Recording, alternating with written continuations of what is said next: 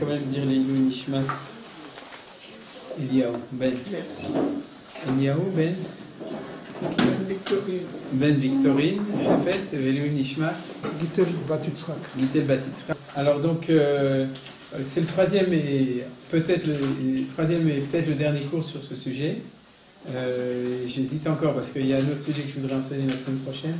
Les Krat Purim, on aura fait 4 cours sur Purim, c'est bien. Et on verra. Si on a le temps de finir aujourd'hui, alors ce sera le dernier cours. Alors je vais quand même reprendre pour les gens qui étaient... je ne vais pas reprendre tout ce qu'on a dit. D'abord, il y a 2 semaines qui ont passé. Ensuite, un petit peu pour les gens qui n'étaient pas là, ou les gens qui étaient là et qui aiment bien reprendre, comme moi, ceux qui ont eu le temps d'oublier. Donc, ce qu'on a étudié, on est parti de 2 Gemarot. Une Gemara, c'est dans la première page, c'est la source 1 et la source 3, de 2 Gemarot, dans Megillah et dans Masechet Ta'anit, qui nous explique la raison pour laquelle il faut toujours faire Purim le mois de Hadar qui est juxtaposé avec Nissan. C'est-à-dire que c'est une question qui est spécifique à cette année, puisque cette année, on est dans Hadar Bet, on a recommencé le soir de Hadar de Purim de Hadar Aleph qu'on n'a pas fait. Et donc, on repousse Purim au 2e Hadar pour que ce soit juxtaposé. Et la deuxième Gemara qui dit qu'il y a une notion de Mishenichnas Hadar Marbim Besimcha. Dès que commence Hadar, on augmente la Simcha de jour en jour. Vous avez remarqué ça pour ceux qui ont des enfants ou des petits-enfants dans les écoles, qu'il y a un crescendo évident, c'est-à-dire ils font de moins en moins et ils s'éclatent de plus en plus. Et Marbim Bebatala et Besimcha. Et Rashi nous dit Mi-Simchat Purim, le Simchat Pessah. C'est-à-dire que c'est une deuxième source qui nous explique le lien interne entre Purim et Pessah. Voilà, ça c'est ce qu'on a vu dans les premiers cours. Dans le cours de la semaine dernière, il y a 2 semaines, on étudie un texte que vous avez ici pour ceux qui veulent. Plusieurs textes de Rabbi Tzadok HaKohen Milublin. On a étudié en fait le texte 9 et 10, dans la page 2 et 3 de Rabbi Tzadok. On n'a pas tout étudié. Si on a le temps, on continuera aujourd'hui un petit peu aussi. Je vais voir, c'est-à-dire que je préfère faire la suite. Et puis si on a le temps, je voudrais quand même peut-être avoir le temps d'étudier encore un texte de Rabbi Tzadok.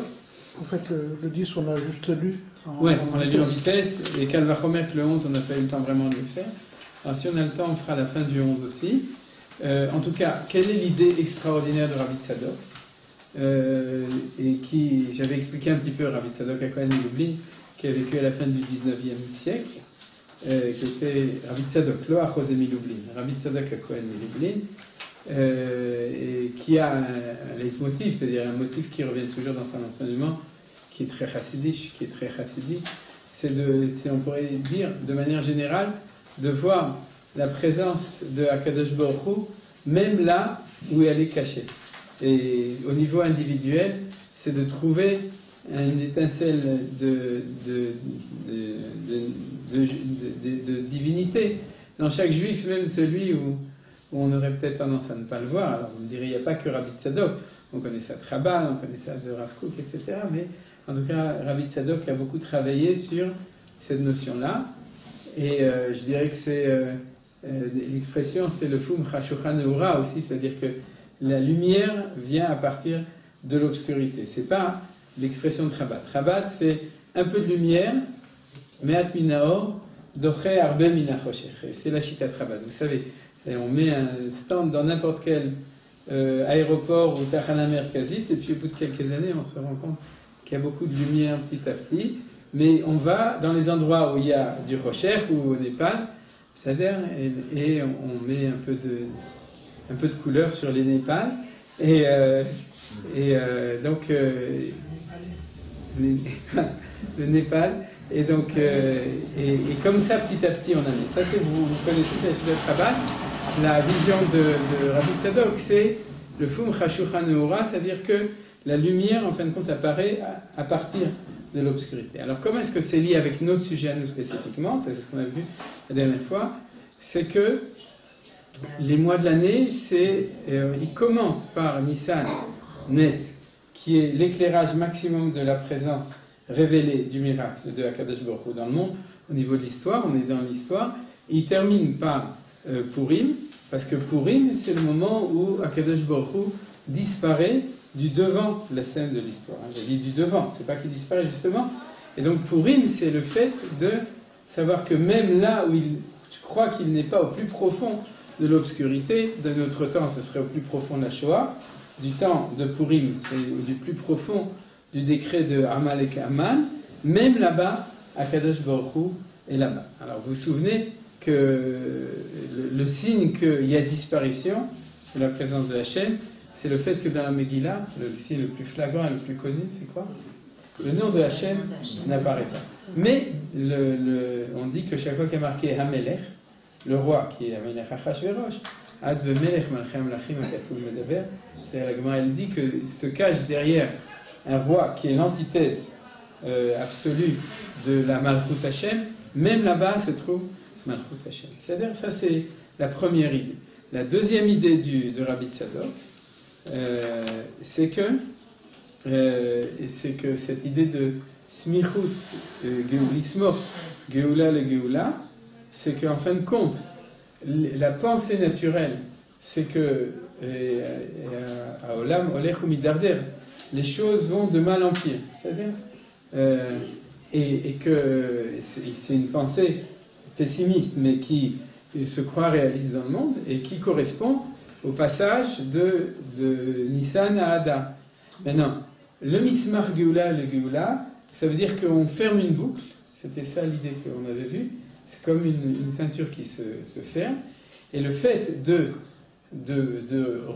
réaccrocher Adar à Nissan, c'est de montrer qu'il y a une espèce de changement complet, c'est-à-dire que du plus profond de l'obscurité va apparaître la lumière. C'est-à-dire la lumière la plus révélée qui est celle de Nissan. C'est-à-dire c'est ça l'idée. Et ce qu'on avait rajouté, c'est que chaque année, ça arrive, mais l'année examen, l'année qui nous montre que c'est comme ça, c'est une année, pas bissextile, mais embolismique. C'est les années où on a le plus d'embol, et de bol, parce que à ce moment-là apparaît le fait qu'on fait pourri au 13e mois et pas au 12e mois. Donc on tient à montrer que là, et Nidgalé se révèle le fait qu'on est obligé de fermer la boucle. Voilà. Alors ça, c'était l'idée du Rabbi Tzadok HaKohen Milublin, qu'il a développé dans différents thèmes qu'on a vus la dernière fois. Alors aujourd'hui, on va voir la même chose, l'idée d'être sommaire, Geoula le Geoula, avec un autre aspect. On va voir tout de suite, en fait on va étudier un texte qu'on avait déjà étudié il y a quelques années quand on avait fait le Kolator, mais un texte du Kolator, c'est-à-dire l'enseignement du Gaon de Vilna. On passe des Chassidim au Mitnagdim. Mais en tout cas, vous avez compris ça. On va étudier le même thème, le Mismar Geoula le Geoula. Pourquoi pour Adar et à côté de Nissan avec un texte du Gaon de Vilna. Alors, pour vous préparer déjà, vous pouvez le trouver, c'est le texte numéro 7. Celui qui est capable de combattre Esav est né, comme il est marqué, Vaya Bet Yaakov, les Esh, Yosef, les Hava, Vaya Bet Esav, le Cash, c'est-à-dire sans traduire, c'est Yosef qui est le fer de combat contre Esav. Or, Amalek, c'est Esav, vous vous souvenez, c'est le petit-fils de Esav. Donc, en fait, le Pri Tzadik qui dit, c'est donc pas étonnant, parce que la force pour combattre Amalek, et Amalek apparaît au mois de Hadar, donc la force pour le combattre, c'est Yosef. C'est pour ça que c'est le mois c'est le mois. À part ça, il y a d'autres développements. Vous vous souvenez aussi que le mois de Hadar, pour ceux qui regardent l'horoscope, vous ne regardez pas l'horoscope. Vous savez qu'est-ce que c'est? Poisson. C'est le gefilte fish, n'est-ce pas? C'est le poisson. Et Yosef, Birkat Adagim, Boularov, Bekerevar, etc. Ben Porat Yosef, Ben Porat Aleaïn. Aleaïn, c'est aussi qui est celui dans une source d'eau, Ma'ayan et tout. Donc on voit, il y a encore d'autres choses, mais je ne veux pas développer tout ce qu'il y a développé dessus, sur le fait que le mois de Hadar, c'est Yosef. Alors, donc, vous avez tout de suite vu, d'un côté, c'est les ennemis, donc ils sont à l'extrémité. Si tu regardes de manière linéaire, alors Yehuda est d'un côté et Yosef est à l'autre extrémité. Mais si tu boucles la boucle, c'est que tu fais un yichud entre Yehuda et Yosef. Vous comprenez? C'est-à-dire que tu réunis Yehuda, Yosef, Mashiach ben Yosef et Mashiach ben David. C'est-à-dire que vous avez compris. Alors regardez, on va tout de suite voir dans la source 7 ce que dit le Gaon de Vilna dans Kolator. Quand je dis le Gaon de Vilna, il faut savoir que le livre a été écrit par son élève, par Rabbi Israël de Shklov. C'est-à-dire, ceux qui savent pas où c'est Shklov, qui regardent le Tintin, le sceptre d'Ottokar, je crois qu'il y a dedans, il parle de Shklov. Bon, bref, mais c'est pas une source garantie. Alors donc, Ayelet, c'est pas sûr que Hergé avait étudié le Gaon de Vilna. Ayelet à Shachar Vesham, oui, et Keli Lama Zaftani, c'est moi qui ai mis comme ça, hein, c'est-à-dire dans le passage, marqué Eli Lama Azaftani. C'est un des psukim du Mizmor 22, qui est le Mizmor de Purim. Alors, dedans, ce qu'on voit, c'est, il dit Eli Lama Azaftani, ça veut dire quoi? Pourquoi tu m'as abandonné? Pourquoi tu m'as abandonné? Oui. Et c'est un Mizmor qui est terrible, parce que si vous regardez dedans, je vous invite à le lire, Ikrat Purim, dans la langue que vous comprenez, mais les Chachamim disent que c'est au moment que Esther l'a dit, au moment où elle était en train de s'avancer vers Achashverosh, elle était en train de rentrer pour lui demander, et que Achashverosh la regarde, et que s'il ne soulève pas le sceptre d'Ottokar, voilà, on est revenu à l'Ottokar, et donc si il ne soulève pas le sceptre, Achad Batolamit, elle est fichue. Mais le fait qu'elle soit fichue, je pense que ce n'était pas tellement important pour Esther. Ce qui était important pour elle, c'est que le projet de sauver le peuple juif, elle ne voyait plus d'issue possible. C'est-à-dire, et on dit qu'à ce moment-là, elle a perdu toute relation avec Akadosh Baruch Hu. Elle ne voyait plus rien, c'était le noir complet. Parce qu'il y a marqué Batil Bachel Esther Malchut, que quand elle rentre, elle a Fshar Ruach HaKodesh. Elle s'est préparée et elle sentait, après les 3 jours il y a pas 3 jours de jeûne, le début du jeûne, et elle savait que tous les juifs étaient en train de jeûner pour elle, etc. Betsumu alai, Shlosha yamim, vous savez, 3 jours continus. Et là, c'était le 2e jour du jeûne. Et elle était en état d'inspiration divine. Et elle arrive là-bas et tout disparaît. Elle rentre dans le palais de Achashverosh et elle sent comme si elle était complètement désarmée. Tout est fichu, je sens que Hachem n'est plus. Et c'est ce qu'elle dit. Eli, Eli, lama azafren. Quoi? Pourquoi soudainement comme ça alors qu'elle avait... c'est ce qu'a dit Rabbi Tzadok, c'est-à-dire que la lumière a apparu du plus profond de l'obscurité. Maintenant, le plus profond de l'obscurité. Quoi? C'est elle la lumière et l'obscurité, c'est Achashverosh. Oui. Donc, elle aurait dû continuer à être... Oui, mais elle a eu un moment où elle a vécu l'expérience face à celui-là. Ouais. Elle a vécu un moment, après ça s'est arrangé. Il a soulevé son cercle. C'est-à-dire, mais il y a eu un moment qui était une éternité, pour parler, où elle a vécu le plus profond elle est rentrée dans la gueule du lion. C'est-à-dire, elle est mamache rentrée. C'est important, c'est-à-dire qu'on dit que la Shrina Bémet, elle est là où se trouve la Malchut. Manitou, il le cite, c'est marqué dans le Zohar HaKadosh, que quand, au début de la Parashat Bo, quand Hachem il dit à Moshe d'aller chez Pharaon, il lui dit Bo el Paro. Et que le Zohar il dit qu'il aurait dû avoir marqué Lech el Paro, avec le Meimar. Il a dit, et Bo el Paro, ça veut dire que c'est Hachem qui lui dit de venir, donc c'est qu'il est là-bas. Okay. Manitou, il avait rajouté, j'ai entendu, c'est un cours que j'ai entendu il n'y a pas longtemps, c'est qu'il dit, de là on voit aussi que quand il est marqué Kitavo el Haaretz. C'est-à-dire qu'il aurait dû marquer Kitelech el Haaretz. Ça prouve que Hachem il est aussi en Eretz Israël au moment de rentrer et il nous attend, il nous appelle pour revenir. Bo, Nachon, Bo el par Nechman, et c'est pas Lech, on ne dit pas Lech, et là Tavo. C'est autorayon, c'est du côté de la bracha. Alors donc, quel numéro de psaume? Quoi? Le 22. 22, là, Esther. Donc, c'est pour t'en souvenir.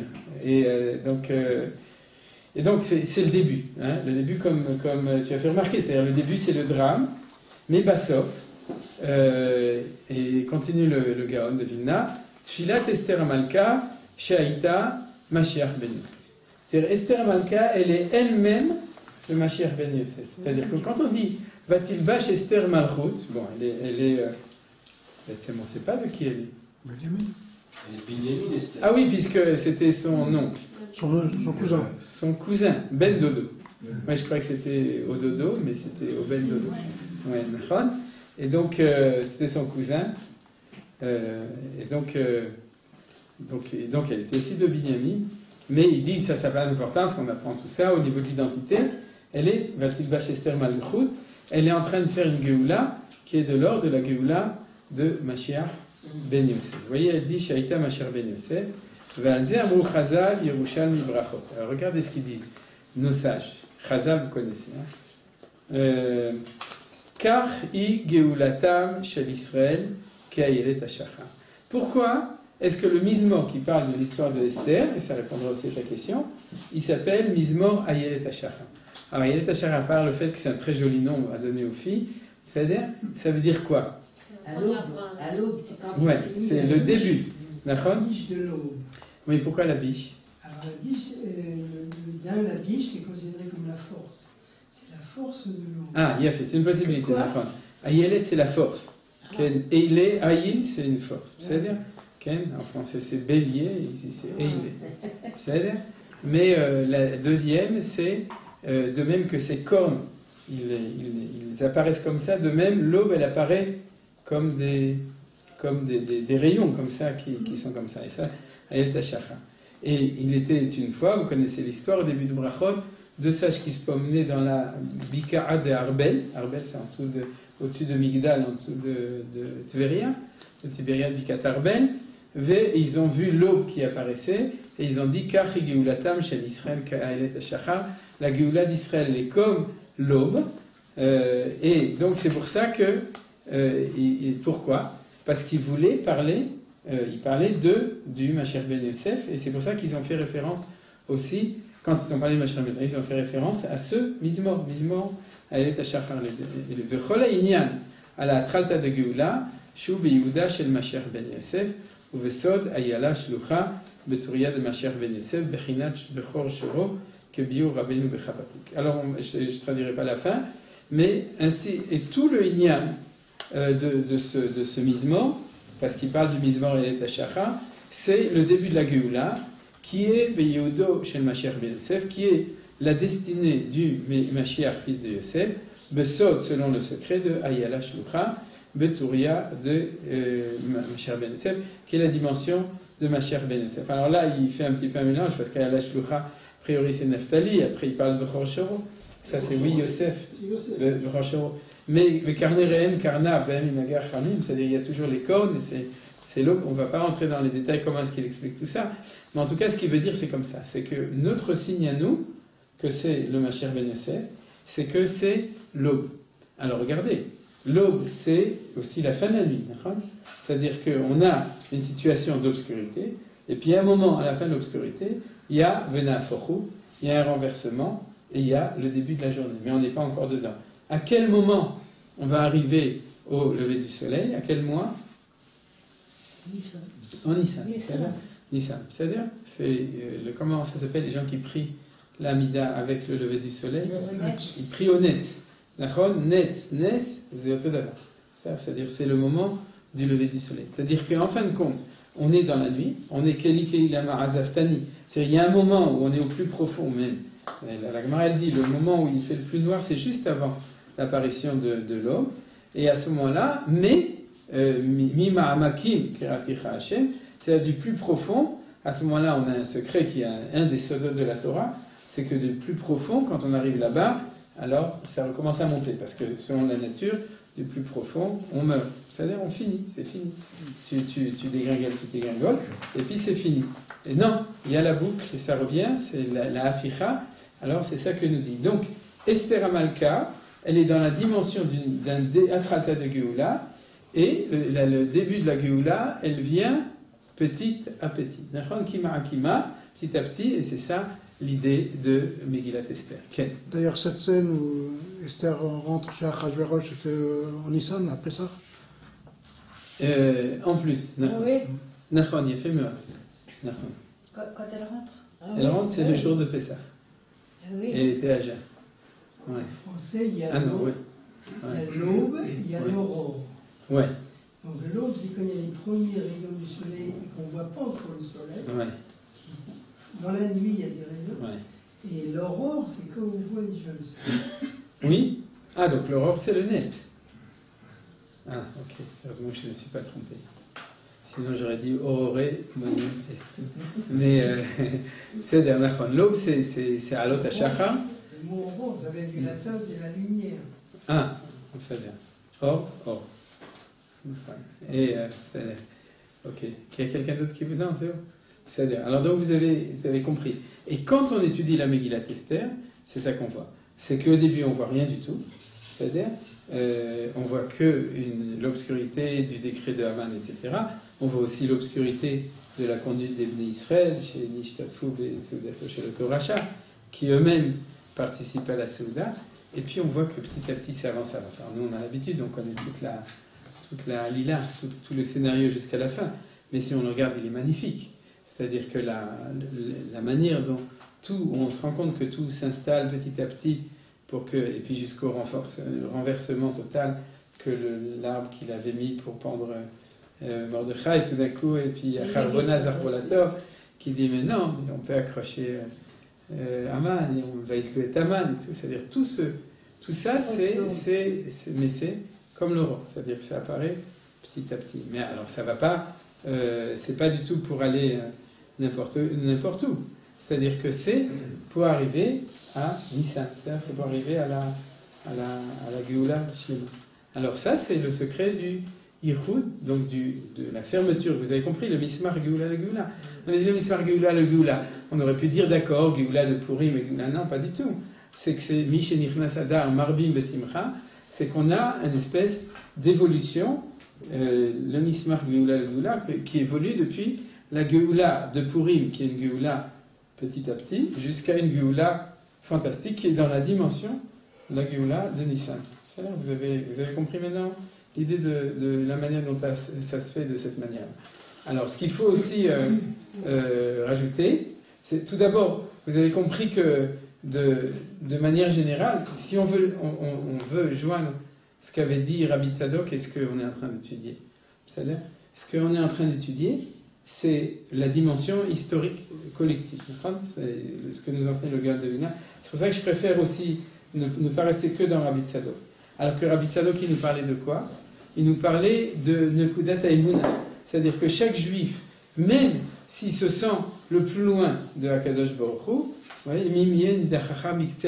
souvenez, c'est-à-dire si tu es poussé aux confins du ciel, pas de la terre, comme disait Sfatémé, même là-bas, tu pourras retrouver Hakadosh Baruch Hu, et d'Afka, des fois, c'est là-bas que tu le retrouves, c'est-à-dire au plus loin.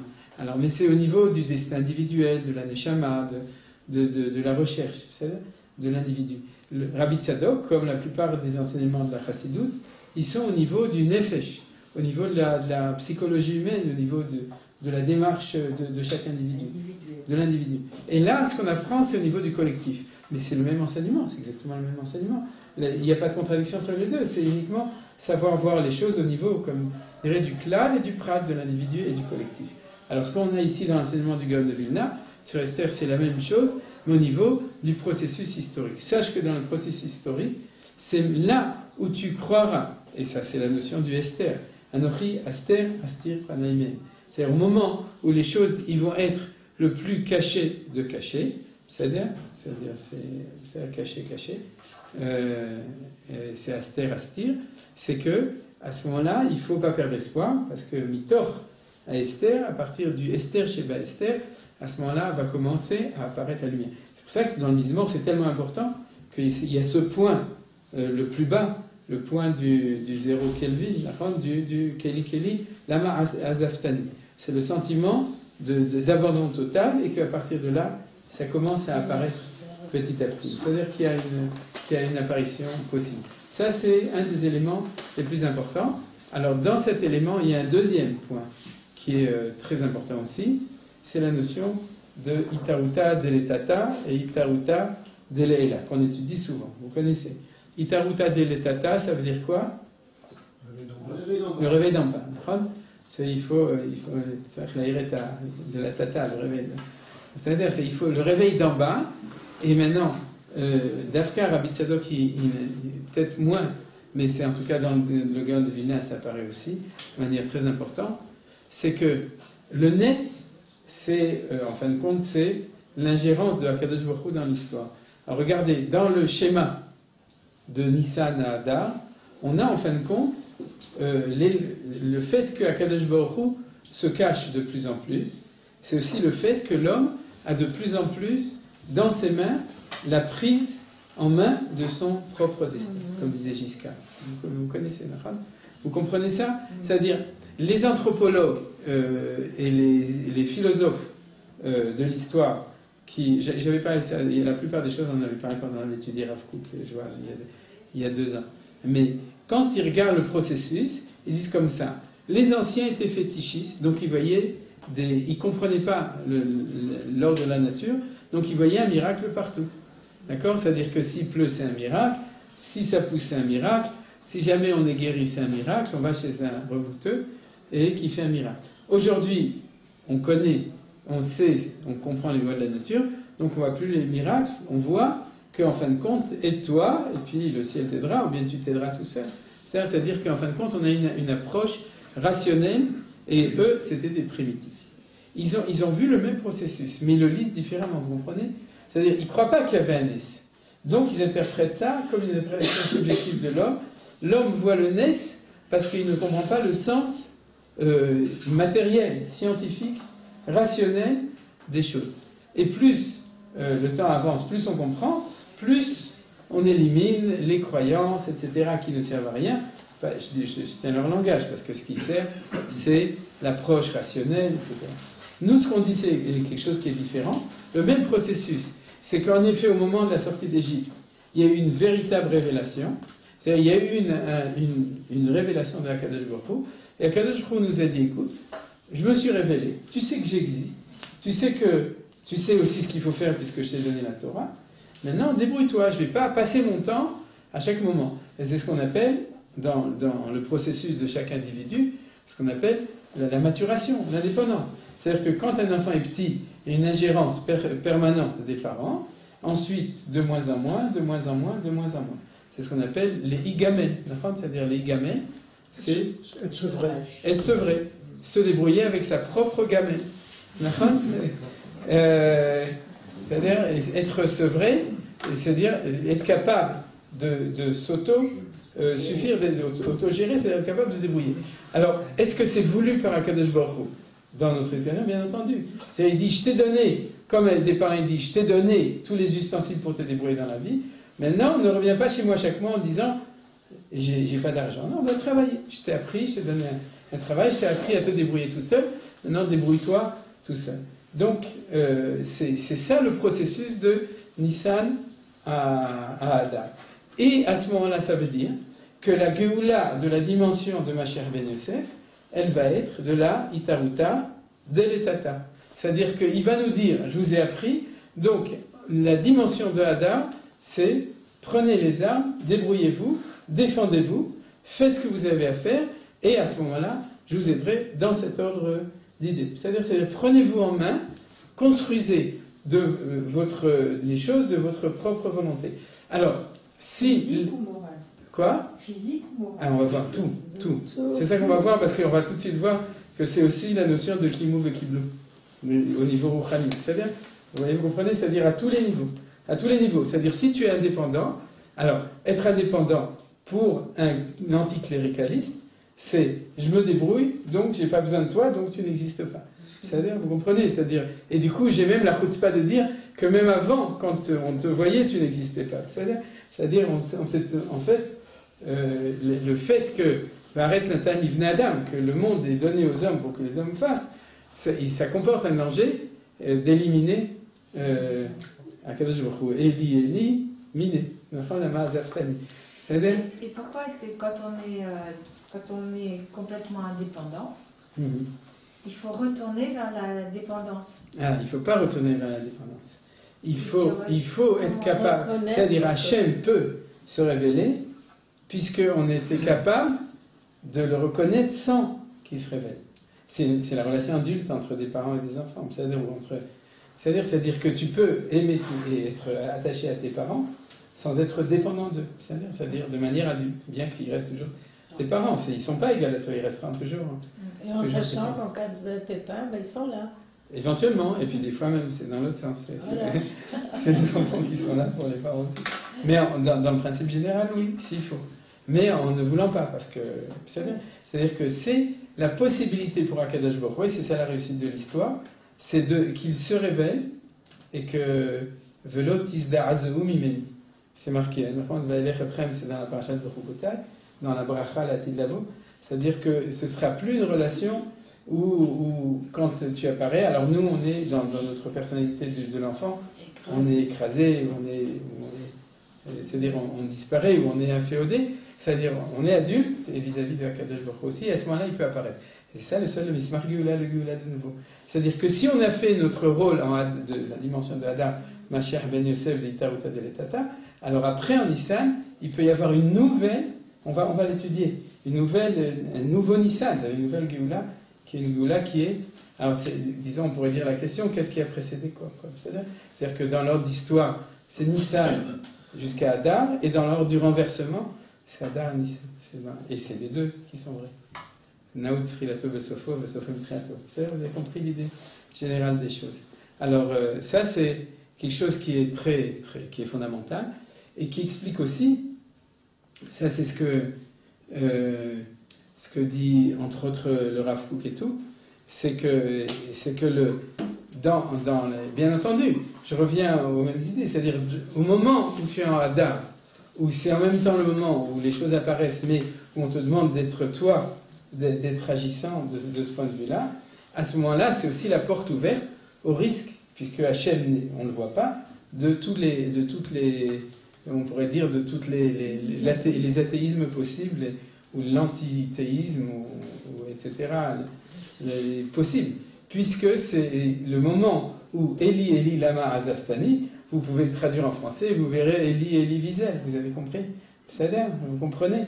C'est-à-dire dans ces livres sur la Shoah, c'est-à-dire la question lama azafthani que pose Esther, c'est la question que quand l'humanité arrive à Adam, c'est-à-dire, alors elle arrive aussi à la possibilité de dire, on se débrouille tout seul, donc on n'a pas besoin de toi ou tu n'es pas là. C'est-à-dire, alors tout ça... On ne se débrouille pas tout seul. Quoi? Quand c'est la Shoah, on se débrouille pas tout seul. Ah non, bien sûr. Et puis Mordechai et Esther, ils sont là pour lui dire im revar vatsala yavo imakom acher, c'est-à-dire que ça va venir, c'est-à-dire de toute façon il y aura une geoula. Vat ou betavir tovedou, si tu veux pas faire taïtorota de la tata pour être toi, srut nashim tzadkaniot, Esther, celle qui va révéler la lumière dans le Esther, si tu veux pas être, alors ça va venir autrement, mais ça va venir de toute façon, mais ce sera pas toi qui sera l'acteur. Vous voulez dire que Dieu dit à Élie Wiesel, Élie, Élie, pourquoi tu m'as abandonné? Zichronom Ivrach. La vérité, c'est qu'il n'a pas complètement abandonné. Ni l'un ni l'autre. Hachem n'a pas abandonné Élie Wiesel. Oui, mais oui, vous avez raison. C'est-à-dire, il ne faut pas parler d'Élie Wiesel, mais il faut parler de manière générale. Celui qui dit Élie, Élie, lama azafthani, Kadosh Baruch Hu peut lui répondre aussi lama azafthani dans les deux sens. En général, c'est ce qui se passe. C'est que, ouais, sauf que Kadosh Baruch Hu, il nous regarde plus que ce qu'on le regarde. C'est-à-dire, Mida meruba, midat chesed, midat tova. Donc vous avez compris le développement général des choses dans ce secret. C'est le sol de Smichut Geoula le Geoula, d'accord, de Hadar à Nissan. Donc au niveau du Seder Azmanim,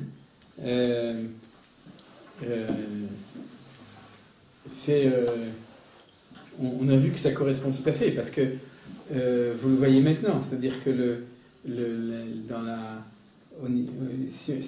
j'avais déjà fait ça à Hanouka, c'est que dans la Torah, le cycle d'une année ou d'une journée, ils correspondent au niveau de la sinusoïde, c'est-à-dire que dans la journée, il y a 12 heures de nuit, 12 heures de jour, en gros, c'est-à-dire il y a la nuit et le jour, et dans l'année, il y a l'hiver qui correspond à la nuit, et du printemps à l'automne qui correspond au jour. Vous connaissez ça, hein? C'est-à-dire que l'équinoxe du printemps correspond au lever du soleil. Non, pas l'équinoxe. Oui, l'équinoxe du printemps. L'équinoxe d'automne, ça correspond au coucher du soleil. Le solstice d'été, ça correspond à midi. Et le solstice d'hiver, ça correspond à minuit. Vous voyez dans le dessin d'un sinus, vous avez compris. C'est-à-dire que si vous avez une sinusoïdale comme ça, c'est-à-dire le début, c'est Pessah, et c'est le lever du soleil. Le milieu, c'est Tisha B'Av, et c'est midi. Le troisième segment commence, c'est Tishri, et c'est le début de la nuit. C'est-à-dire, et le quatrième, c'est Hanouka, et c'est minuit. Et ensuite, on vous vous souvenez, on peut étudier tout le calendrier de l'année en le regardant de cette manière, c'est-à-dire en comparant l'heure dans une journée et le mois dans l'année. C'est-à-dire, et ça se calcule en fonction de la longueur relative du jour et de la nuit. En ce moment, tout le monde devient optimiste depuis Hanouka, parce que les jours s'allongent, les nuits se diminuent, et le moral, il remonte avec ça. Alors, même chez les Suédois. Quoi? Pessah, c'est Shacharit. Pessah, c'est Shacharit. Tishrei, c'est Mincha. Non, Tishrei, c'est Arvi, c'est Shkiat HaChama. C'est Shkiat HaChama, c'est Takochavim. C'est Minchama, pour ceux qui prient Mincha juste avant Mahari. Et Chatzot Hayom, c'est Tisha B'Av. C'est pour ça que ça correspond à un summum. Et une descente après. Ça descend. Et Hanouka, c'est au contraire, Alors on avait étudié ça à Hanouka une fois, que c'est le moment... Alors là, ça ne correspond pas, parce qu'on aurait dû dire que le moment le plus bas, c'est Hanouka, c'est pas... Ça pourrait me bon, mais on ne peut pas faire des couchiottes sur tous les drachot. Mais en tout cas, ce qui est sûr, c'est que de ce point de vue-là, le mois de Hadar, le dernier mois de Hadar, c'est celui de la fin de la nuit, qui en même temps, c'est toujours, comme il y a Ben Hashmashot, c'est-à-dire un temps du jour où la nuit commence, il y a un temps de nuit où le jour commence, c'est à l'Otachar. C'est pour ça, ça a étudié dans d'autres situations, c'est que tant qu'il n'y aura pas le lever du soleil, Mashiach ben Yehuda, ou ben David, c'est-à-dire le moment du Netzachama, à ce moment-là, il y aura des juifs qui diront qu'on est toujours dans la nuit, dans la galoute. Il y a des juifs qui diront, mais non, il fait déjà presque plein jour, c'est-à-dire Reshit Tzmicha Geulatenu. On est au début de la Tzmicha, il y a un autre qui dit non, on voit que du noir et nous ne voyons que du noir. Alors comme ça, c'est que chacun avec ses lunettes. Quoi ? Habillé en noir. Oui, ils ont des lunettes noires sans doute, c'est-à-dire chacun il voit. Et Bassov, j'avais cité une fois Rabbi Shimon Bar Yochai, qui était sûr qu'il connaissait tout ça au niveau de Pnimiyut Torah, qui a donné une halakha extraordinaire, qui a dit qu'entre Alot HaShachar et le Netzachama, on peut faire ou Kriyat Shema, c'est marqué dans la Gemara, de la nuit, ou Kriyat Shema du jour. On ne peut pas faire les deux en même temps, parce qu'il faut quand même être un petit peu normal. Mais ça veut dire que tu peux, théoriquement, être ou à la fin de la nuit, ou au début du jour. Bon, plus on s'approche du Netz, plus il fait jour, plus c'est difficile de dire qu'il fait encore nuit. C'est-à-dire, en 48, c'était pas trop difficile. En 67, ça commence à être un problème. Aujourd'hui, vous n'avez qu'à regarder comment est-ce que les Haredim ils votent en Eretz Israël pour se rendre compte qu'il y en a de plus en plus qui voient le jour. C'est-à-dire, alors, ils sentent que il fait de plus en plus. Il fait de plus en plus jour, et on attend qu'Amouvan, le moment du Netzachama. Vous avez compris le lien extraordinaire entre un cycle d'une journée et le fait que Hadar, du coup, c'est Ayelet HaShachar, c'est l'eau. C'est-à-dire c'est le moment du Alot HaShachar au niveau du cycle des mois. C'est-à-dire c'est le dernier mois avant le lever du soleil de l'année, qui est Nissan, Nitzanim, Niruba Haaretz, et Azamirigia, Vekolator Nishma Be'artzenu, c'est-à-dire c'est le moment où ça apparaît. Voilà, ça en fait c'est la même chose. On a donné une équivalence entre cette notion du Hadar chez l'individu, c'est le prix de Tzadik, au niveau du processus de Géoula historique, et au niveau général, au niveau du cycle de la nuit. C'est-à-dire, alors, il y a une question que vous n'avez pas osé demander. Alors, c'est que, en fin de compte, au niveau de notre Torah, nous, les choses, c'est ce que nous a enseigné le Gaon de Vilna, les choses, elles sont claires. C'est-à-dire qu'on pourrait dire que nos générations, parce qu'on est, ici on est 3 générations dans la salle, mais nos générations, ils ont vu le Keli Lama Azaftani, c'est-à-dire ils ont vu le plus profond. Baruch Hashem, les Achiti d'être nés 20 ans après, Berech 10 ans après, 15 ans après, et ceux de la génération d'avant, ils ont vu ce moment. Et on est tous en train de voir depuis, dans les 3 générations, la Geoula, car Geoulatam chez l'Israël, Kima'a, Kima. C'est-à-dire que quand ça vient, petit à petit, derrière Hagav, la Gemara elle dit, et on le verra aujourd'hui, il y a 2 Gemarot dans Yerushalmi, sur Ayelet HaShachar.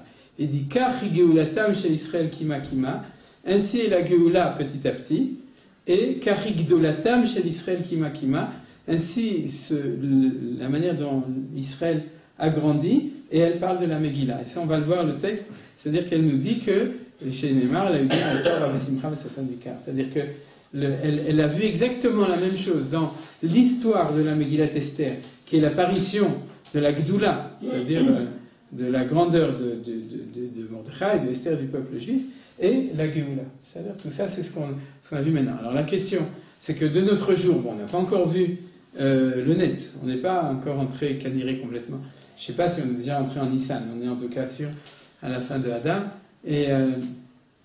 Mais au niveau de l'époque de Esther, qu'est-ce qui s'est passé?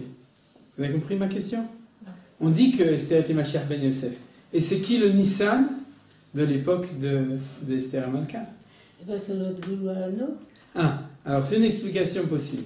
C'est-à-dire, vous avez compris ma question? Parce qu'ils ont commencé la galoute. Si tu dis que Esther, c'était le mois de Hadar de ce moment de l'histoire, d'accord?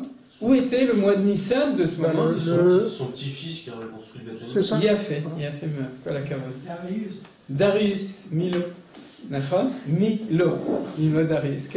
Donc Darius, Dariavesh, qui a reconstruit le temple. Ça, c'est le limoud le plus simple. La vérité, c'est que... Quoi? Koresh, je veux dire. Quoi? Koresh est passé déjà. Non, Koresh, c'était le premier. Dariavesh, c'était le troisième.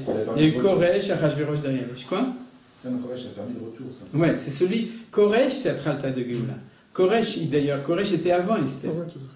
C'est-à-dire que Koresh, c'était le début du début de Haïlet Shacha, et puis avec des moments d'obscurité, justement, etc. Mais le moment de Nissan, c'est le moment de Nissan, de ce moment-là, mais ce que dit Imi Morati, ici présente, tu as raison aussi. C'était le commencement de la galoute.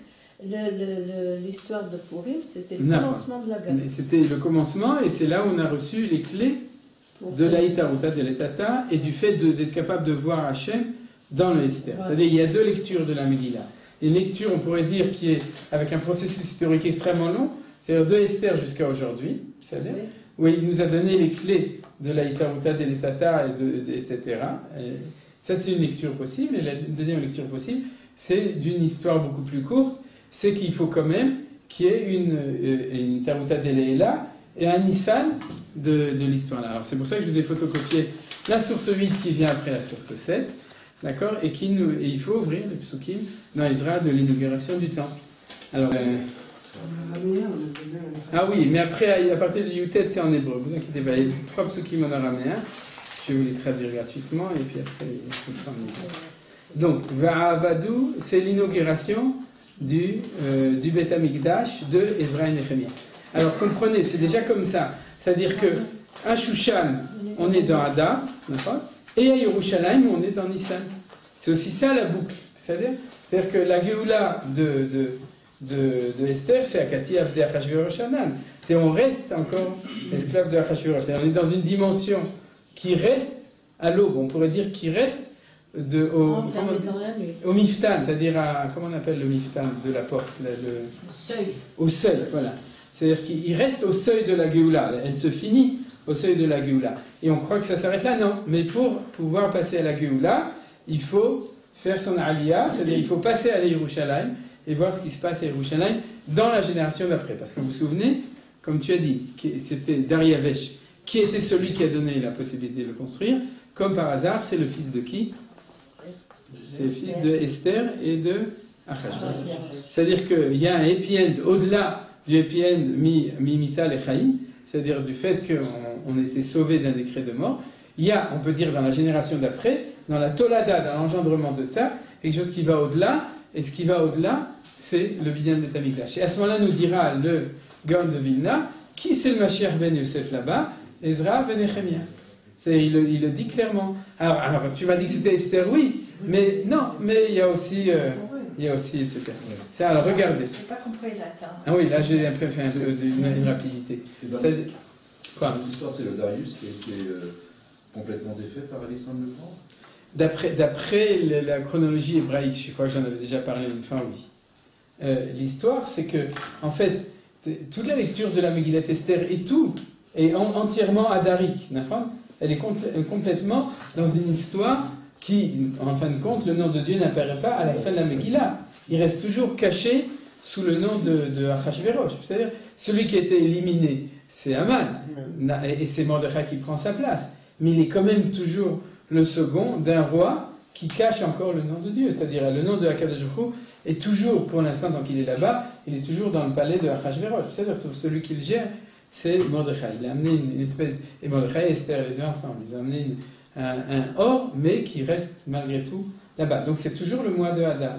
Alors tu dis, alors, tu boucles ou tu boucles pas? Est-ce que tu vas fermer et on va passer à Nissan? Ah oui, mais on dit pour passer à Nissan, il faut faire son aliyah. Il faut prendre EasyJet ou El Al, et puis il faut arriver en Eretz Israël. Et à ce moment-là, tout d'un coup, dans la génération d'après, puisque c'est l'enfant de Mordechai, de Achashverosh et de Esther, Dariavesh, qui lui va permettre de construire le Beth Amikdash par Ezra et Nehemiah et tout. Et ça, ce sera la notion de Nissan. On va tout de suite le voir, c'est marqué dans le texte de Ezra. C'est quand tu dis Ezra et Nehemiah, c'est aussi... oui, alors là, c'était une erreur. C'est là où je tu as raison, j'aurais pas dû le dire parce que c'est dangereux ce que j'ai dit. Non, parce qu'en fait, c'est parce que... non, c'est bon, c'est bien. C'est que là-bas aussi, il y a eu un processus petit à petit. Mais à ce moment-là, c'est quand même Nissan. Moi, je ne vais pas rentrer, c'est un cours annuel. Shabbat HaChodesh. Ouais.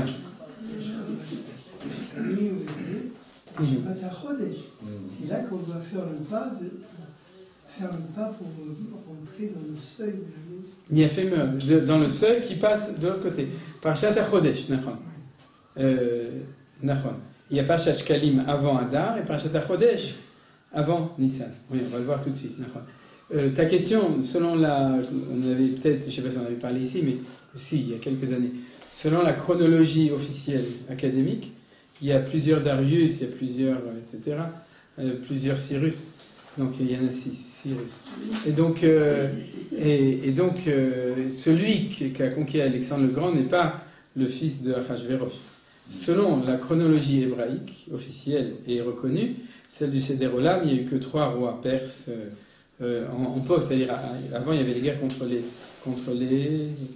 Babyloniens. Il y avait des rois perses avant. Mais quand l'Empire perse a fait tomber, a remplacé l'Empire babylonien, c'était Koresh, c'est la déclaration Cyrus, qui est connue. Et il n'y a eu que 3 rois, Cyrus, Achashverosh et Dariavesh. Il y a un seul Dariavesh, un seul Koresh. Il y a un deuxième Dariavesh dans Daniel, mais qui est Madi, Med, et qui était à l'époque des guerres contre les Babyloniens. C'est-à-dire, mais dans les rois de l'Empire perse, il n'y en a que 3 selon notre chronologie à nous, et c'est celui-là qui a été conquis par Alexandre le Grand. C'est-à-dire, mais tu ne trouveras jamais dans les livres d'histoire normales. Ah non, officiels, disons académiques. Alors, ce que vous avez dit sur les Chodashim, c'est ce que dit le Sfat Emet. Le Sfat Emet, vous connaissez, le rabbi de Gour, il dit que si tu dis que Mishenichnas Av le Ma'atim Besimcha, et que la Gemara dit, vous vous souvenez, que Shem Mishenichnas Av le Ma'atim Besimcha, car Mishenichnas Adam Marbim Besimcha. Alors, comme dans la chanson, on ne chante pas comme ça, c'est-à-dire, on devrait chanter que Shem Mishenichnas Av le Ma'atim Besimcha, car Mishenichnas Adam. Alors, à ce moment-là, quand on voit ça, nous dit le Sfat Emet. Donc, c'est le même sujet. Parce qu'on n'était pas obligé. On aurait pu dire Mishenichnas Av le Ma'atim Besimcha, et puis Amar Rabbi Antel, Mishenichnas Adar Marbim Besimcha.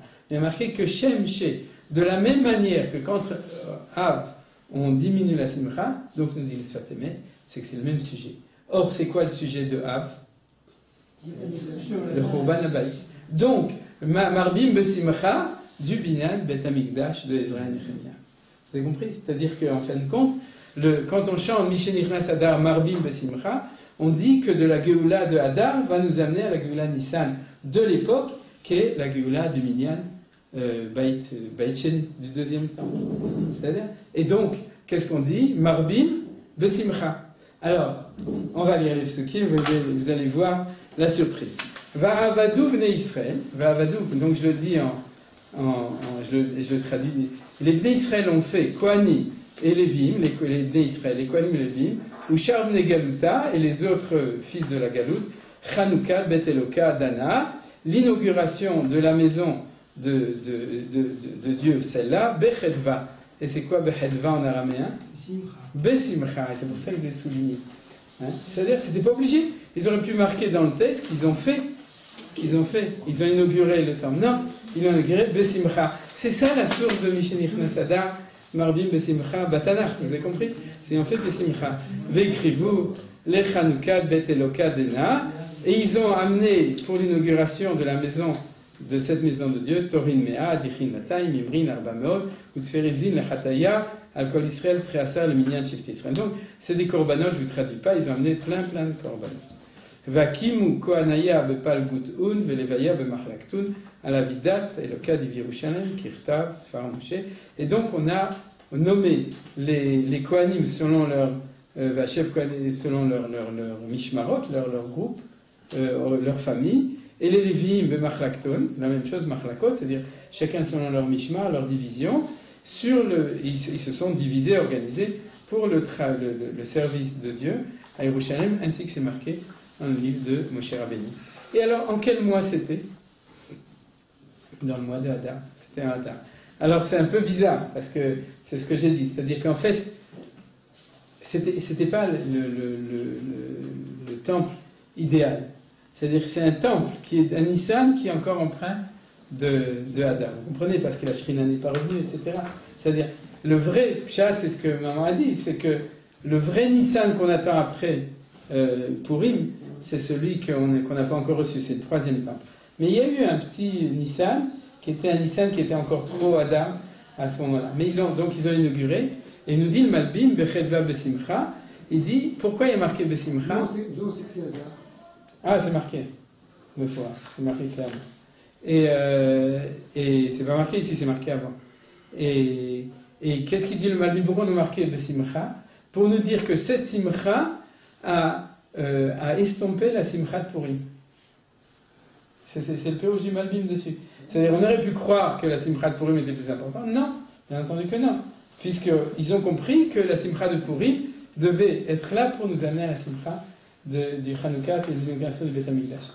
Et donc, comme on le voit aussi du pasuk souvent, regardez maintenant, c'est le livri, Veyasu bnei Agola et Tapasach Barbasa la Chodesh Harishon. C'est vraiment le verset qui vient tout de suite après. Donc, verset d'avant, inauguration du Beth Amikdash, Besimcha, et tout de suite après, qu'est-ce qu'on fait? On fait le Pessah. Parce qu'on est sommaire, Géoula, le Géoula. Vous voyez? C'est-à-dire, souvent, c'est des choses, on se demande d'où la Gemara, elle savait qu'il fait le sommaire Géoula, le Géoula, et si on étudie comme il faut le Tanakh, on se rend compte que c'est marqué Meforash dans le Tanakh, qui est une Smichut Géoula, le Géoula. Vayasu bnei Agola et Pesach Barbasa le Chodesh Harishon. Donc, comme il faut, ils l'ont fait en Nissan. Ki taru akohanim valvim, ki echad kulam torim, vashratu apesach lechol bnei Agola, velechem akohanim velahem. Ils étaient purs, donc ils ont pu faire. Ve'achlu bnei Israël ashavim et Agola, vechol anivdal mitumat goye haaretz alehem lidrosh Hashem Elokei Israël. Donc, ils ont tous mangé le Korban Pessah. Tous les Juifs qui revenaient de la Gola et tous les convertis, kol anivdal mitumat goye haaretz alehem lidrosh Hashem Elokei Israël. Parce que vous vous souvenez qu'il y a eu un mouvement de Itiadut, de conversion extrêmement important, déjà marqué dans la Megillat Esther. Donc ici aussi, on nous dit, ils ont fait un Pessah qui était le fruit de tout ce mouvement, de ce qui s'est passé après Purim, où les Juifs, ils ont remonté dans l'estime du monde. Et donc, c'est ça qui s'est passé. Héros Bizayon, quoi? Il y avait Para Adouma pour les rois. Oui, c'est marqué dans la Mishnah de Para, que il y a la première Para, c'est Moshe Rabbeinu, le Shini Ezra, ça Sofer ça.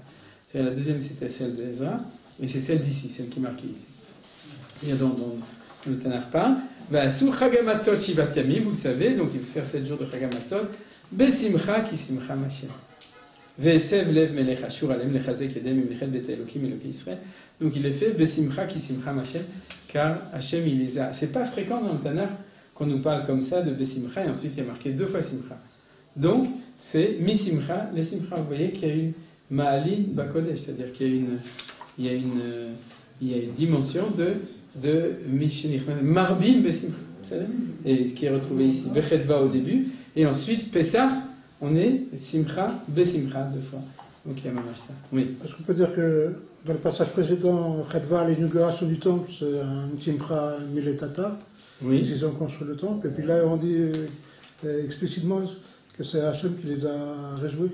Il a fait tout à fait d'accord. Donc c'est C'est-à-dire, et là, tu vois qu'ils s'organisent, ils mettent les trucs et tout. Très bien, il a fait Maman, il a fait. C'est-à-dire. Voilà, les deux ensemble. Et ils sont juxtaposés là-bas, entre un pasuk et l'autre. C'est-à-dire. Donc, puisque on a dit tout ça, alors on va arriver au dernier texte. Vous pouvez déjà regarder. C'est le texte numéro 4 et 5.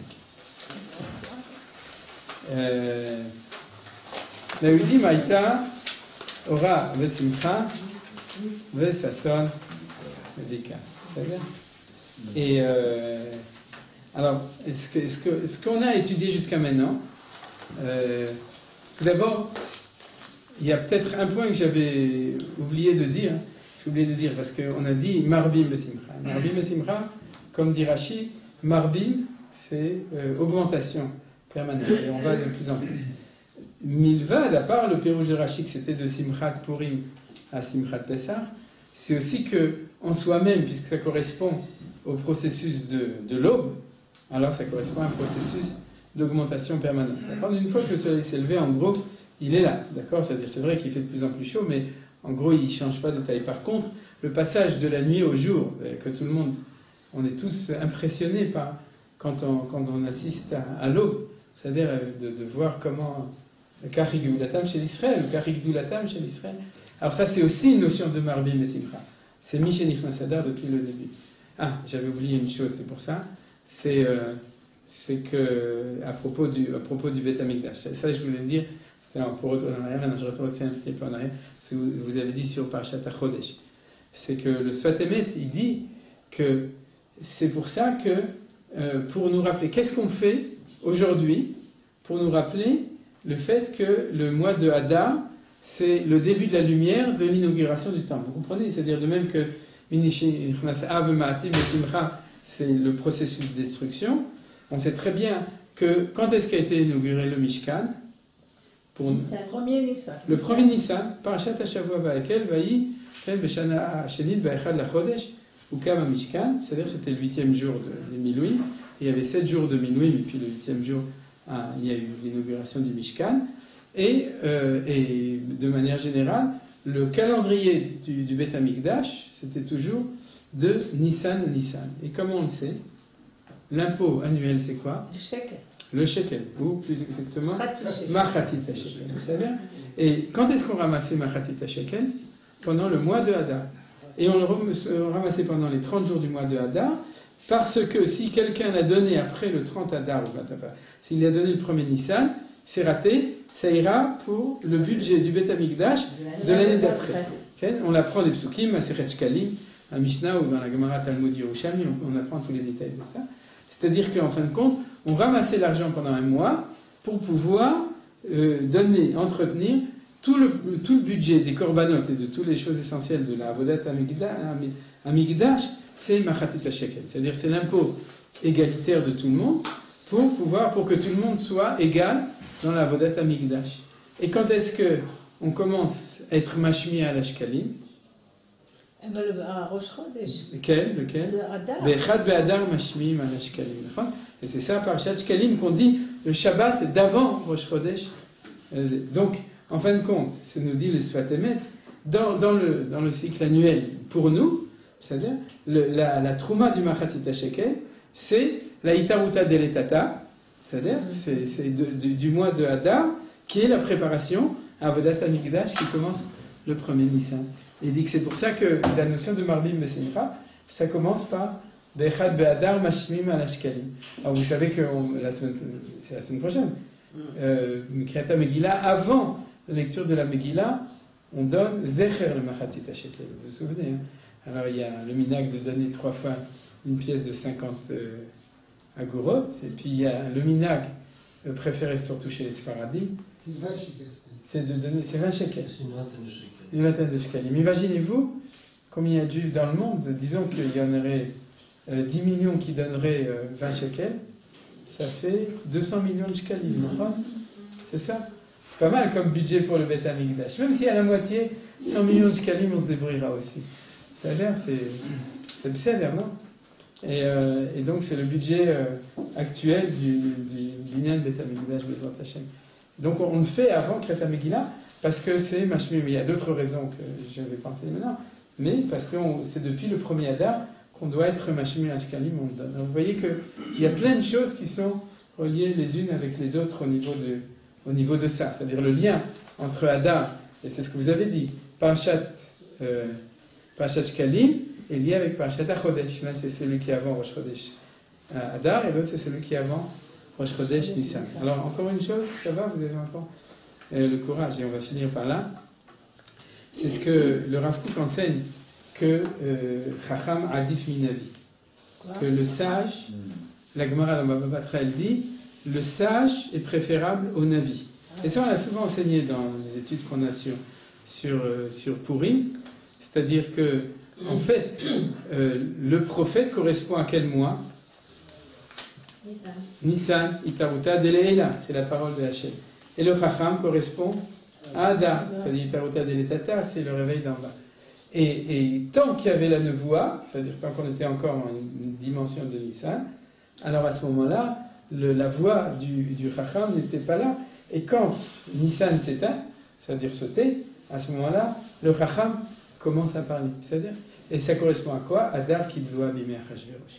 C'est-à-dire que on dit que Adar Kibloa, que la Torah a été reçue au temps de Achashverosh. Vous vous souvenez? C'est-à-dire, on chante aussi Adar Kibloa Bimei Achashverosh. Maintenant, vous avez compris tous les raisonnements qu'on a dit depuis le début. C'est-à-dire que le mois de... Je reprends tout le midrash. Comme ça, c'est la Gemara de Masechet Shabbat, Daf Peichet. Peichet, c'est 88, folio 1.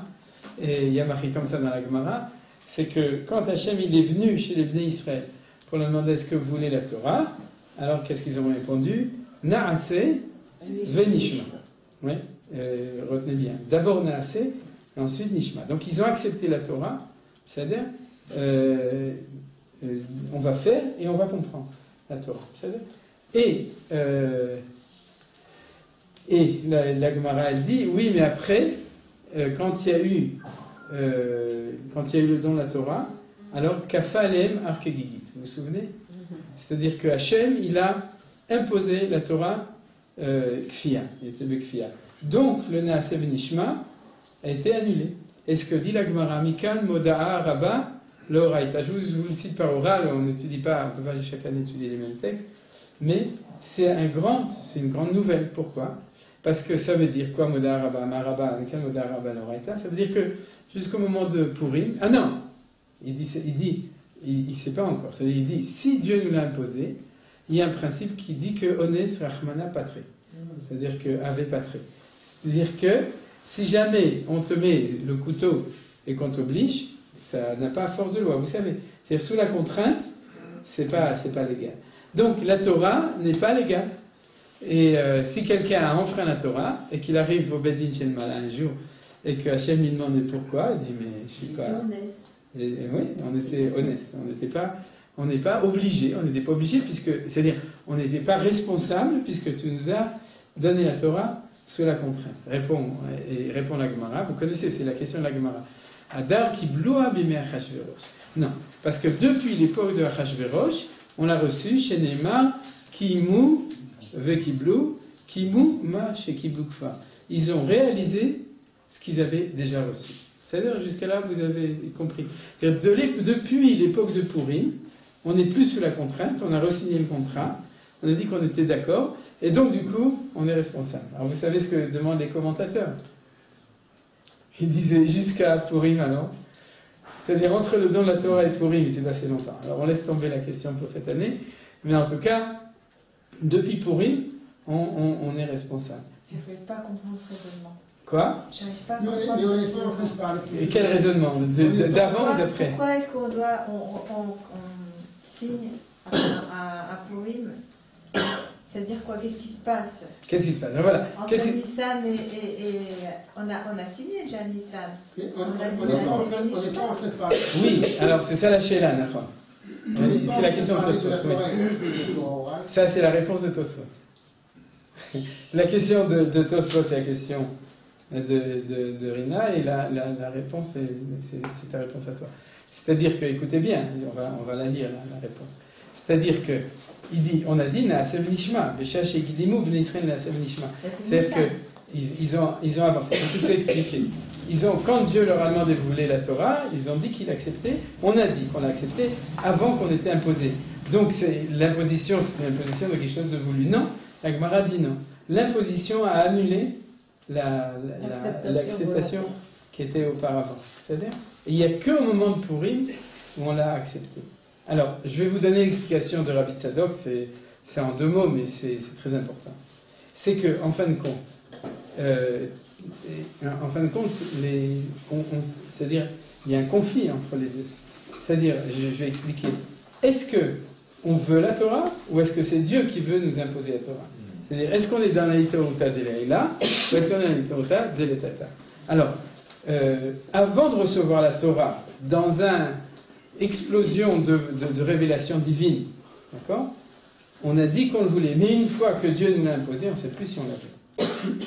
Et pourquoi on dit que Dieu nous l'a imposé? Puisqu'on a dit qu'on l'a reçu, qu'on a dit Naseh ben Nishma. Il faut attendre jusqu'à Shavuot. C'est un absolu. La Torah est liée avec le peuple juif au-delà de notre bon vouloir. Que tu le veuilles ou que tu ne le veuilles pas, c'est nous. Israël a falpi shechata Israël, ton identité, ton essence, c'est une kfia. C'est pas quelque chose qui est relié à ta volonté. La volonté, c'est quelque chose qui va autre part. Oui. Dans la paracha, c'est pas marqué les tartita. Les tartita, oui. Voilà, donc ça veut dire qu'ils étaient contraints et forcés. Nahon, c'est là qu'on apprend Milikan, Chekafalem. Et qu'est-ce que tu voulais dire, Chaba?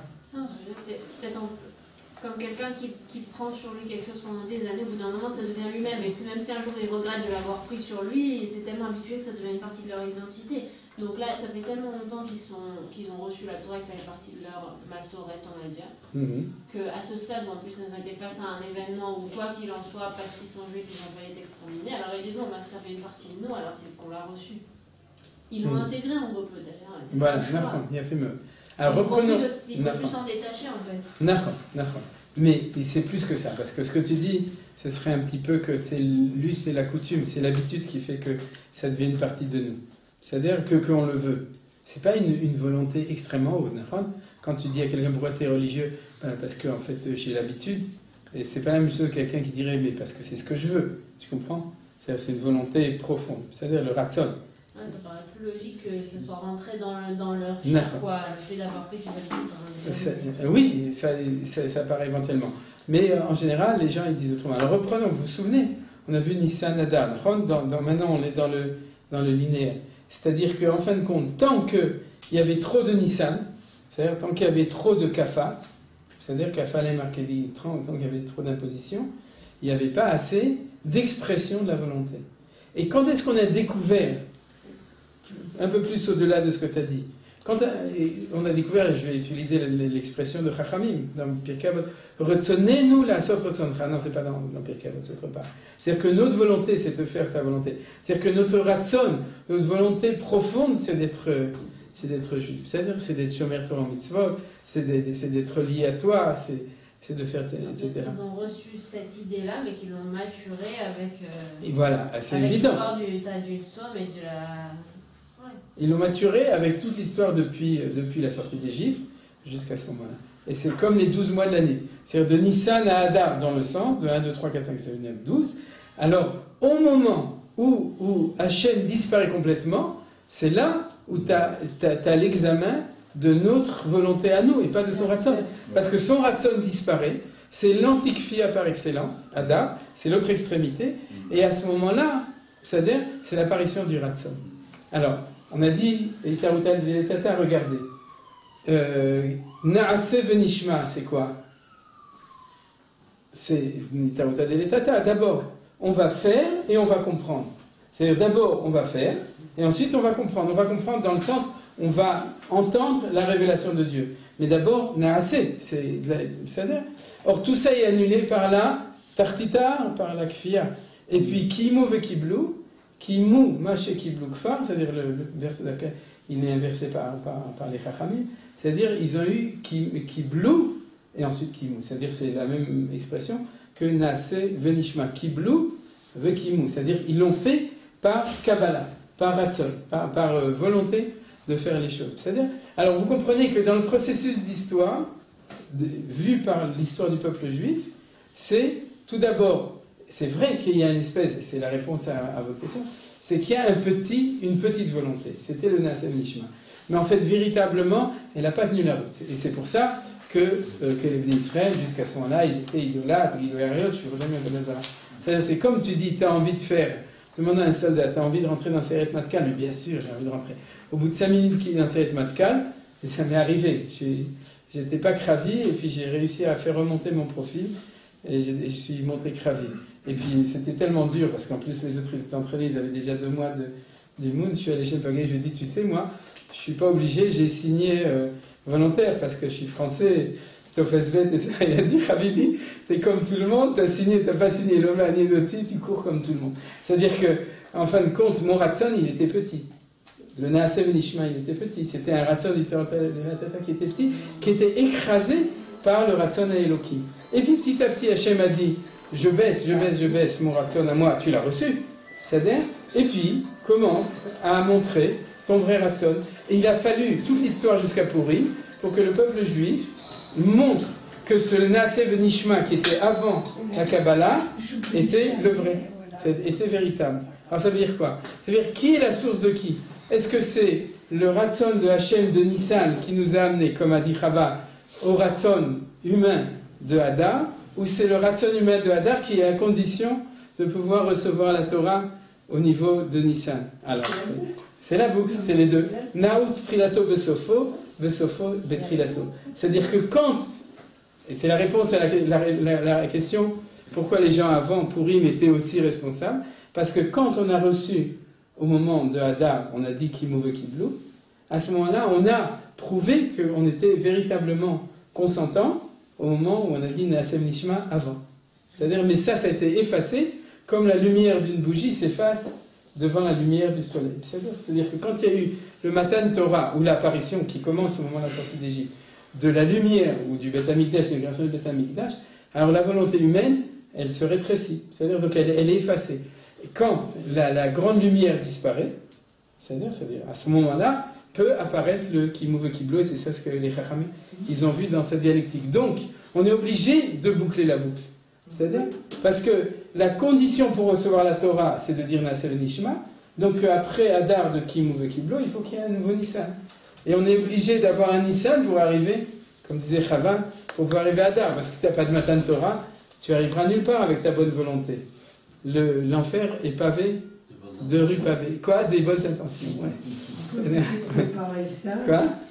peut-être comparer ça à l'évolution d'un enfant par rapport aux parents. Exactement. Au départ, quand il est petit, il veut faire plaisir à ses parents. Après, quand il devient adolescent, il commence à se rebeller, il commence à vouloir être indépendant et tout ça. Et après, plus tard, il commence à comprendre et il revient vers ses parents. Il a fait. Et mais en tant qu'adulte, il a fait Metsuyan.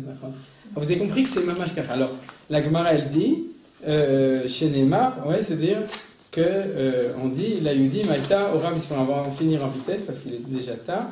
Et donc, elle dit comme ça, Amar Rav Yehuda, c'est-à-dire, Ora Zotora. Vous voyez, c'est la source aussi. La Yudi, Maïta, Ora, Vesimcha, Vesason, Vika. Et c'est. Alors, la Yudi, Maïta, la Gemara, elle dit comme ça, Ora Zotora, Vechen Omer, Kiner Mitzvah, Vetora Or. Simcha Zeyom Tov, Vechen Omer, Vesimcha Samarta Bechagecha. Sason Zomila, Vechen Omer, Sas Anochi, Alam Imratecha, Vikar Elut Filin, Vechen Omer, Verau, Kol, Ame Haaretz, Kishem Hashem Nikra Alecha, Verom Mimeka, Vetanar Bilezer Gadol, Omer, Elut Filin Shebarash. Alors on n'a plus le temps de tout étudier, mais en tout cas, ce qu'il faut voir, c'est que là-dedans, on a aussi l'allusion à ce qu'on a dit. Alors je vais vous dire pourquoi. Parce que Ora, c'est Torah. Alors c'est ce que tu as dit. Seulement il y a Or et Ora. Quelle est la différence? Or, Ora, c'est au masculin et au féminin. Et la Gemara explique. La Torah masculine, c'est la Torah divine. La Torah féminine, la Torah chez Baal Pé, la Torah. Et c'est ça ce que Tosfot dit.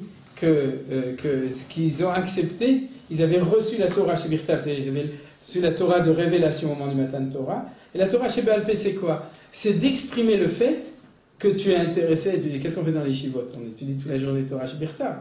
Et parce que l'homme étudie Beratzon, non, on étudie la Torah écrite, et ça devient la Torah orale. Et puis comme on la note, alors ça fait le chasse, etc. C'est-à-dire, mais tout ça, c'est ce que les Juifs écrivent pour expliquer la Torah écrite.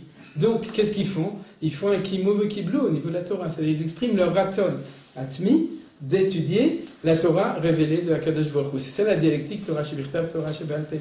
Donc, c'est ça kimov kiblo Torah Sheba'al Peh. C'est pas qu'ils ont reçu la Torah Sheba'al Peh qu'avant ils avaient reçu la Torah Shebirtav.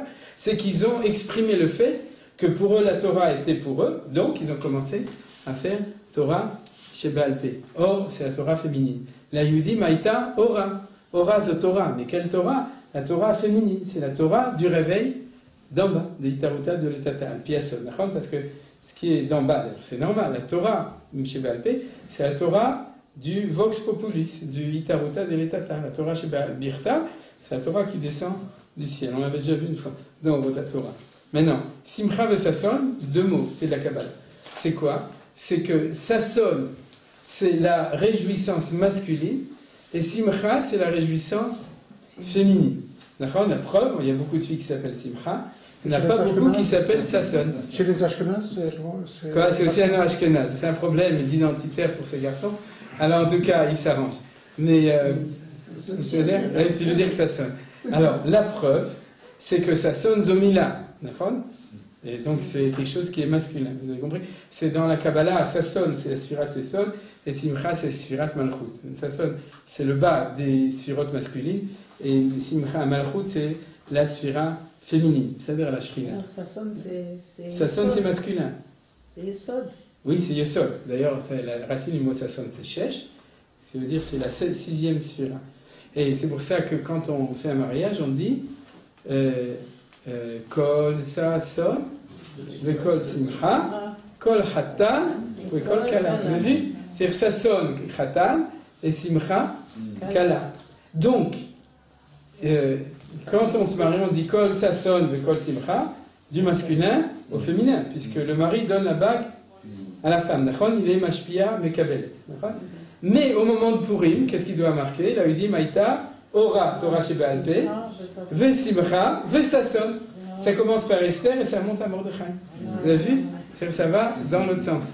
Mais d'un autre côté, il y a un yichud entre les deux. C'est-à-dire qu'il y a un yichud entre Sasson, Ve Simcha, entre le côté masculin et le côté féminin, le côté Mashpia, le côté Mekabel, le côté Yehuda, le côté Yosef, le côté Adam. Et c'est pour ça que la Gemara dit que quand on a fait le Vodor, on a séparé le Naaseh du Nishma, et à ce moment-là, Dieu nous a enlevé nos 2 couronnes qu'on avait reçues, et on va les recevoir à la Tidlavo, comme il y a marqué. On a fini avec ça. Uvdu Yashem Yeshuvun Votzion Virina, Vesimchat Olam Al Rosham, Sasson Vesimcha Yasigu, Venasu Yagon Vanach. Il manque un verbe, je crois. C'est-à-dire que, à ce moment-là, à Simchat Olam, Vesimcha Sheme Olam, la Simcha qu'on a toujours eue, elle va revenir au moment de la Géoula. Sasson Vesimcha Yasigu Venasu, elle dit Sasson Vesimcha, c'est Naaseh Venishma, et c'est dans l'autre sens, oui, non, c'est dans l'autre sens, et à ce moment-là, on recevra de nouveau les 600 000 couronnes qu'on devait recevoir. Donc, tout ça, ça nous prouve que mettre Adar à côté de Nissan, c'est relier des choses extrêmement importantes, c'est boucler la boucle, permet de voir le début avec la fin avec le début. La semaine prochaine, donc